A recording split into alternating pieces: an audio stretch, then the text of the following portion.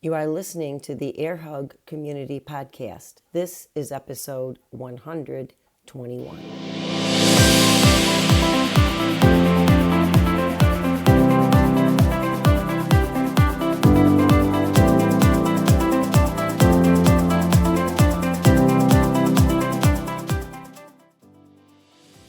Hello and welcome to the Air Hug Community Podcast. If you're new here, this is a podcast kind of like personal development, kind of like a friend's chat, and definitely speaks to the midlife community. We are all about keeping it real, what works, what doesn't, and all the emotions. So grab a beverage or grab your dog leash or put on your walking shoes and get out in nature and have a listen. I hope you enjoy today's episode.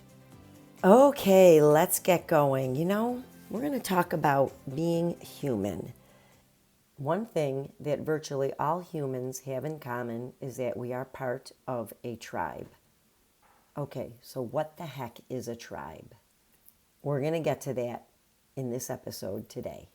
The fact is that we are wired for connections, right? We are actually social creatures. And I think a lot of us have found this out in the last few years, right? When we had to go through shelter in place and be really somewhat isolated. And we actually had to have micro communities with the people that we were sharing our homes with, right?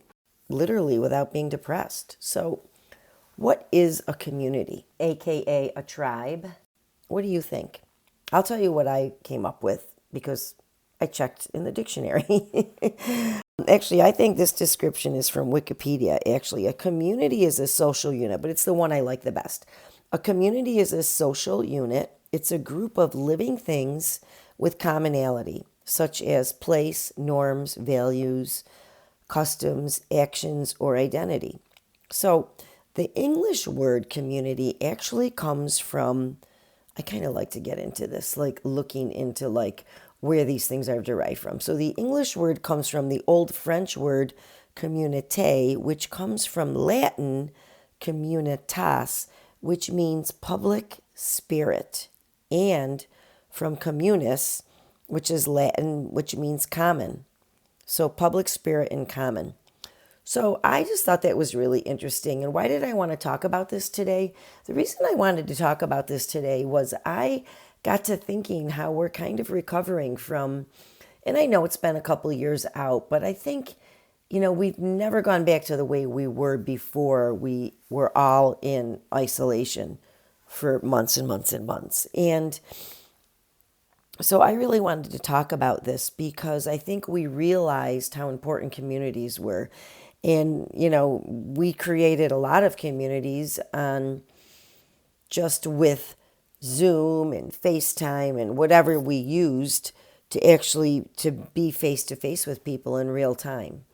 And you can argue that social media was maybe was maybe a community too, but I'm talking about like real time interaction with people. So the main idea of communities is what I want to mention right now. And it's actually twofold, right? It's a feeling. It gives you a sense of belonging. And it's also a set of relationships among people. So it's formed by people to meet common needs, all right? So the really cool thing is the members of community, a particular community, have a sense of trust. They have a sense of belonging and a safety. So it makes us feel united, right? I think we can all agree on that. So have you ever been in maybe a faraway place? Maybe you're seated on an airplane next to someone. That's not really a good example. I don't know about you, but I don't really talk on airplanes. That is not a community for me. I kind of put my headphones on and put my face in my iPad and I'm kind of antisocial. So anyways, let me think of another example. Have you ever been somewhere maybe where you haven't been before? You're in another city, you're traveling, whatever, and you strike up a conversation or someone talks to you and you kind of talk about like where you're from. And if they're ever from where you are, you kind of form a little bond. It's like, oh, we have a little community, even if it's just two of us in this very far away place, and then if you meet someone for the second time, maybe you go on vacation to the same place every year and you maybe come back again and you see someone you saw before, you're already like feeling a little more comfortable because you kind of have like a little history with that person. Like you saw them at the beach and maybe you said hello. I don't know. That happens to us and we feel kind of friendly like that. But to me, that's another kind of little micro community that just happens. Yeah, that's me turning the page. It's going to make a noise. So strong communities have a very big importance of our life, right? Every aspect of our lives benefits from strong communities. And if you think about it, we have friend groups, we have work groups, maybe hobby groups, groups that follow the same sports teams, groups that are on the same sports teams. Maybe you're whatever. I don't know, maybe you're in a bowling league or you have a group of people you golf with or you're in a adult soccer league. I don't know. Maybe you have groups that are foodies and you do like dinner outings together or workout groups. That's a good one, right? Hobbies, religious groups. I think you're getting the point here. But the thing is that these communities make us feel like we're part of something greater than ourselves. And it gives us a great opportunity to connect and to help reach goals and milestones while feeling safe and secure. So I'm going to talk about two communities. When COVID started, I thought this was going to last for like 2 weeks. And I popped onto all my social media channels and I said, hey, I'm going to be doing a workout tomorrow morning at 8 o'clock.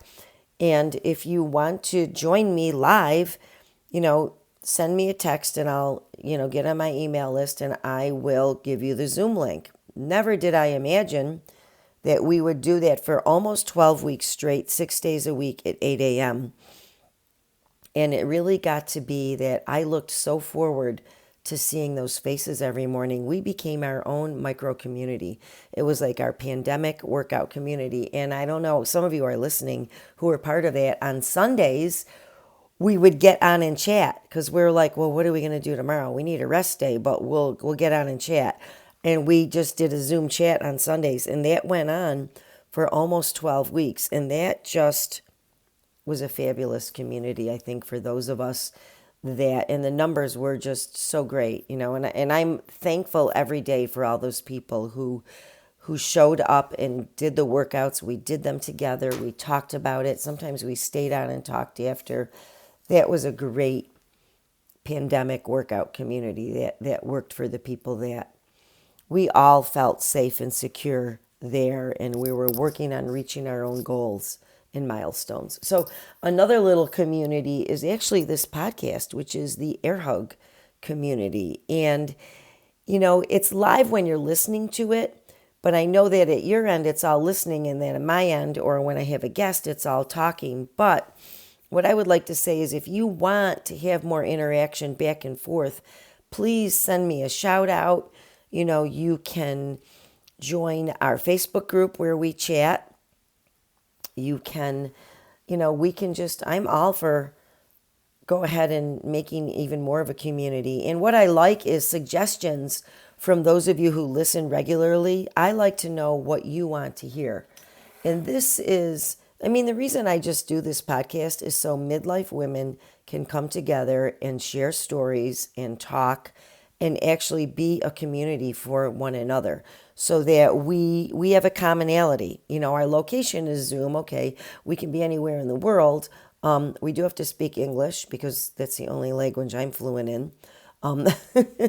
That's one limitation, or that's maybe a definition of our community, and we meet on Zoom. So, I just brought that up as an example, but I think that everyone needs some kind of community. And the thing with technology today is it's kind of like a double-edged sword. It's both a pro and a con. So as you can see, it's a wonderful benefit because we can get together, right, in real time or listen to a recorded podcast, for example, but we can get together on Zoom or whatever. There's other ones. I just mentioned Zoom because that's what I use.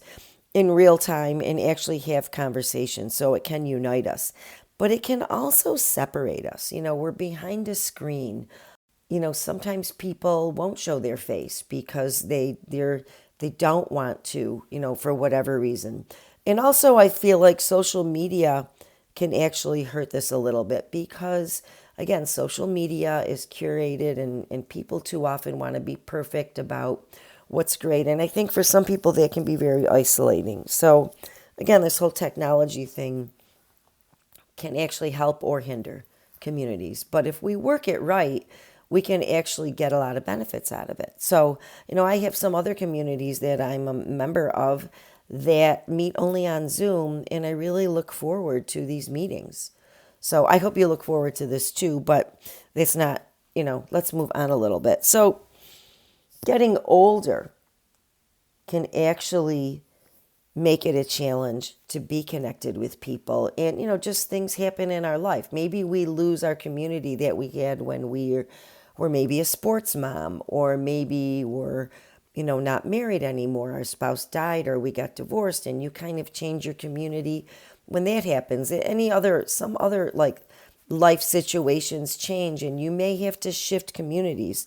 So I think, especially in midlife and beyond, when we've gone through a lot of transitions, being part of a community or several communities can really actually help to ease stressful feelings, loneliness, get through transitions. And as a strong community, we can help each other.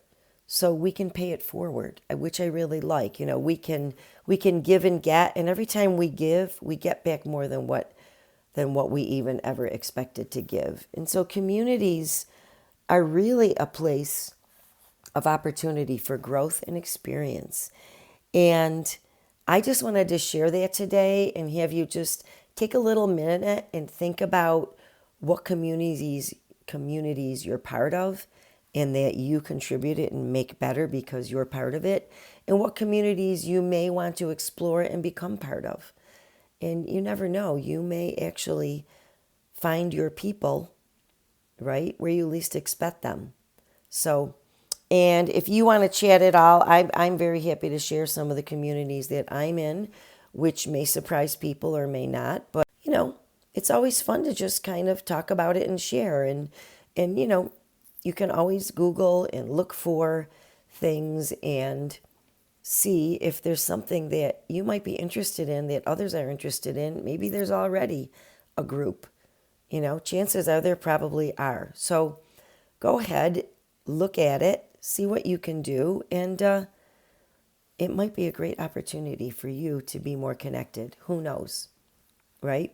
The thing is, you don't know unless you ask or look into it or pursue it. So that's all I got today. I thought this was just something I wanted to bring up and think about because I think it's something that, it doesn't have to cost a lot of money. A lot of communities are free. They're just groups of people just getting together for crying out loud. It could be coffee club. It could be lunch bunch. It could be, a hiking group.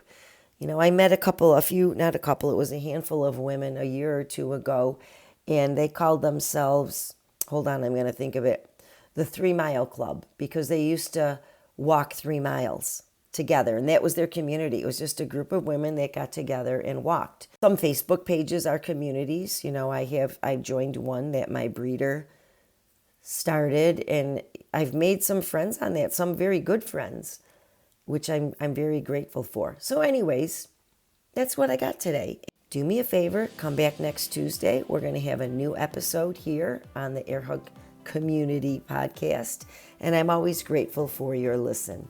So ta-ta for now.